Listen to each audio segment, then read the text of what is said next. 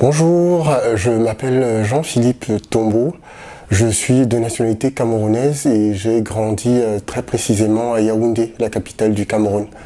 Je suis contrôleur de gestion basé aujourd'hui en France, plus précisément en région lyonnaise, et donc je vis en France depuis un peu plus de 10 ans. Et donc pour donner plus de détails personnels sur moi, je suis un fan de sport, plus précisément de basket, de running, et j'essaye de profiter de la vie en toute simplicité. Voilà.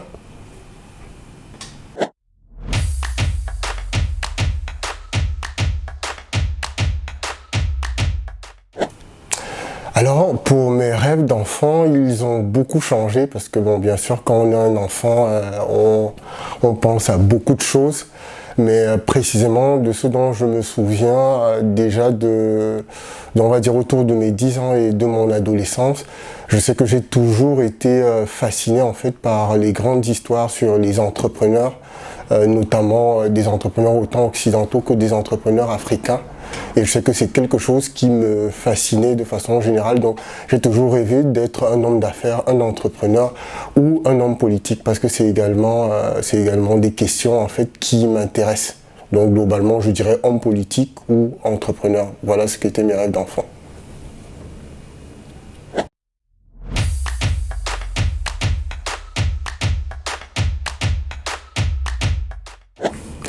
Pour mon parcours académique, je vais commencer d'abord par mes études secondaires. Lors de mes 3 dernières années en fait d'études secondaires, nous devons choisir au Cameroun une filière d'études en fait qui va déterminer les filières universitaires auxquelles nous aurons accès. Et mes parents souhaitaient que je sois médecin. Et du coup, on m'a donc orienté vers ce qu'on appelle la série D, qui est l'équivalent de mathématiques et sciences de la nature. Et donc, étant donné que j'avais également une certaine affinité avec tout ce qui est mathématiques, tout ce qui est sciences du chiffre, des calculs, je me suis donc orienté naturellement en fait vers cette filière et j'ai obtenu donc mon baccalauréat au bout de 3 années d'études en fait en mathématiques et sciences de la nature. Ensuite, donc, pour passer maintenant à mon parcours universitaire, au moment où j'obtiens mon baccalauréat, il s'est malheureusement passé un drame familial. Mon père est décédé.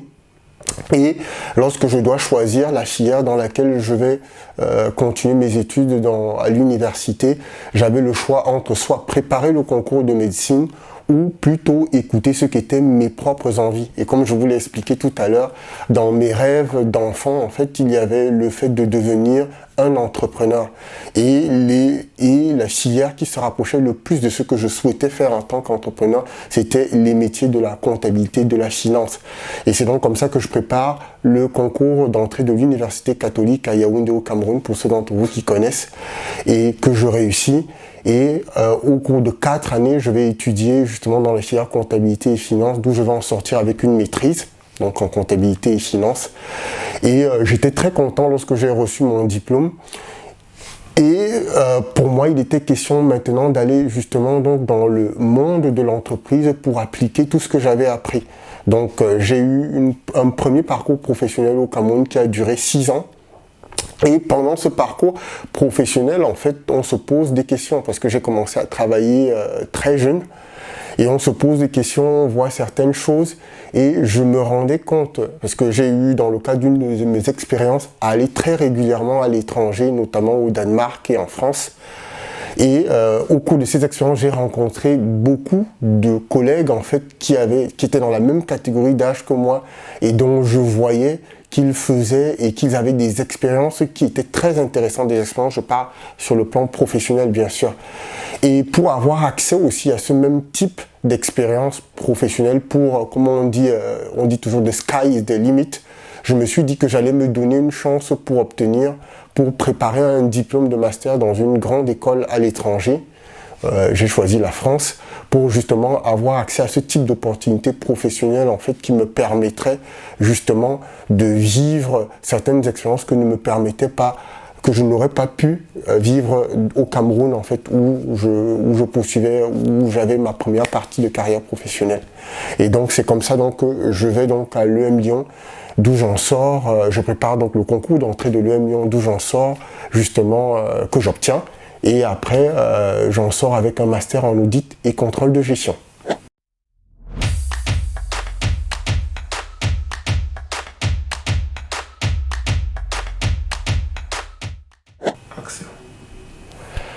Alors, mon parcours professionnel, donc comme je vous ai expliqué tout à l'heure, j'ai eu un premier parcours professionnel au Cameroun.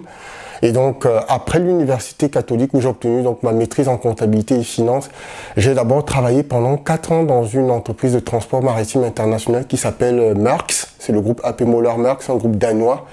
Et c'est donc au cours de cette expérience, en fait, au cours du temps que j'ai passé dans cette entreprise, que j'ai eu à effectuer plusieurs missions au siège à Copenhague et certaines missions au Havre en France. Et je vous parlais tout à l'heure de personnes que j'avais rencontrées qui m'avaient fait entrevoir d'autres possibilités. C'est essentiellement au cours de cette expérience. Cette expérience a été vraiment très formatrice pour moi. Et donc dans cette entreprise, j'occupais un poste de contrôleur de gestion coûts et revenus, qui était très intéressant parce qu'il m'a enseigné le métier, concrètement le métier de la logistique internationale. Donc j'y suis resté 4 ans, je travaillais à Douala au Cameroun. Ensuite, j'ai fait une transition, je suis allé travailler dans une autre entreprise qui m'a débauché, donc qui m'a proposé de meilleures conditions salariales, qui était le groupe Pecten, toujours à Douala au Cameroun, qui est la filiale du groupe Shell. Donc Shell EEP Exploration Production, où j'ai travaillé comme chef de service de la comptabilité fournisseur pendant 2 ans. Et c'était également une expérience très intéressante pour moi parce que là c'était la 2e multinationale dans laquelle je travaillais, et s'habituer aux méthodes de management en fait dans ce type d'entreprise, à la rigueur qui est demandée dans le travail, c'est quelque chose qui est très formateur en fait et qui nous fait grandir, mais vraiment en accéléré en fait. Et ces 2 expériences n'ont fait que confirmer l'envie et ce que je pressentais à l'intérieur de moi comme potentiel pour encore aller chercher plus loin. Et c'est à la suite donc de ça que j'ai décidé de partir en France, où, comme je vous l'ai dit, j'ai eu un autre diplôme à l'EM Lyon. Et au terme donc de mon parcours à l'EM Lyon, en fait, j'ai été recruté par le groupe SEB. Donc pour ceux qui connaissent les cocottes minutes, il y a d'autres marques comme Tefal, Calor, Rovinta. Et où je travaille déjà, ça va déjà faire 9 ans aujourd'hui. Je travaille comme contrôleur de gestion. Donc j'ai occupé un premier poste de contrôleur de gestion reporting au siège pendant environ 4 ans et demi. Et ça fait 4 ans et demi que j'occupe le poste de contrôleur de gestion Supply Chain Europe. Et donc c'est une expérience aussi qui est très intéressante pour moi parce que là je travaille dans un grand groupe. J'ai l'opportunité en fait de contribuer, je fais partie d'un comité de direction, j'ai l'opportunité de pratiquer ce qu'est le métier de contrôle de gestion, ce qui me fait aimer ce métier, qui est de faire parler les chiffres, de leur donner une vraie traduction opérationnelle, de voir qu'est-ce que c'est que l'activité.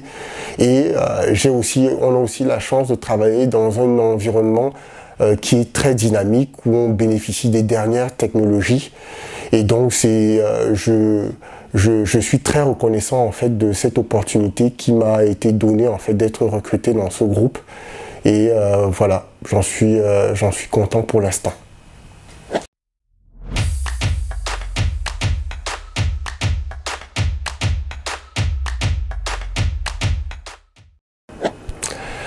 Alors, pour les conseils, je vais d'abord commencer par vous dire simplement que je crois beaucoup en la transmission.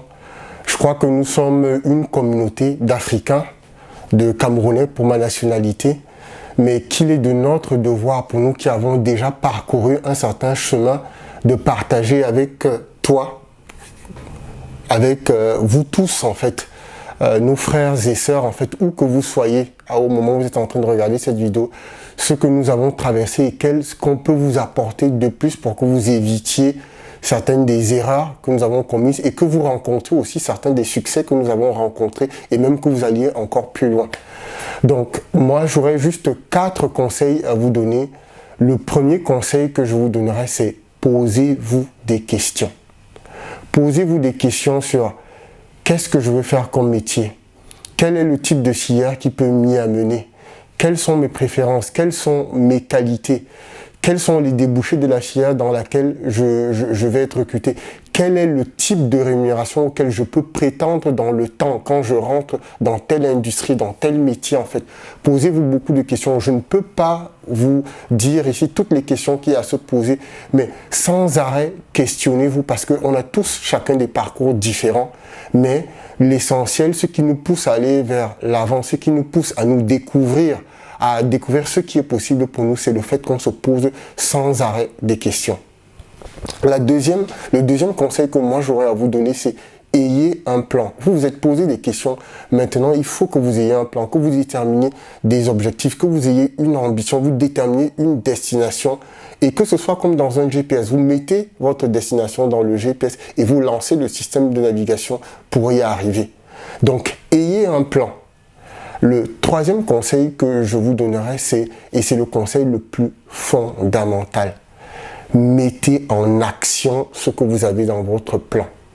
La seule chose qui change notre réalité au quotidien, c'est les actions que nous prenons parce qu'on peut avoir des plans, des ambitions. Si vous ne les mettez pas en action, si vous ne prenez pas de risque, parfois vous n'aurez pas tous les éléments en fait pour mettre en œuvre ce que vous souhaitez. Mais tant que vous avez une idée de la destination, tant que vous avez une lueur d'espoir, même si vous n'avez pas toutes les variables, mettez-vous en chemin et avancez déjà, mettez-vous en action. Parce que c'est seule l'action qui change votre réalité aujourd'hui. Et le troisième conseil que moi j'aurais à vous donner, c'est un conseil qui est également très important. Soyez persévérants. Tous autant que nous sommes, je ne sais pas, il n'y a personne sur cette planète qui n'ait jamais connu d'échec. Aucun être humain sur cette planète n'est immune à l'échec en fait. Tous les êtres humains. Que toutes les personnes que vous voyez, elles ont connu des échecs dans leur vie, des déceptions. Il y a des matins où on se lève, on n'est pas en forme, on n'a pas envie d'y aller, mais il faut être persévérant. Il faut juste mettre un pied devant l'autre et ne jamais lâcher. Et à ça, je vais simplement rajouter une chose. Soyez persévérant dans la difficulté parce que c'est ce qui va révéler votre caractère.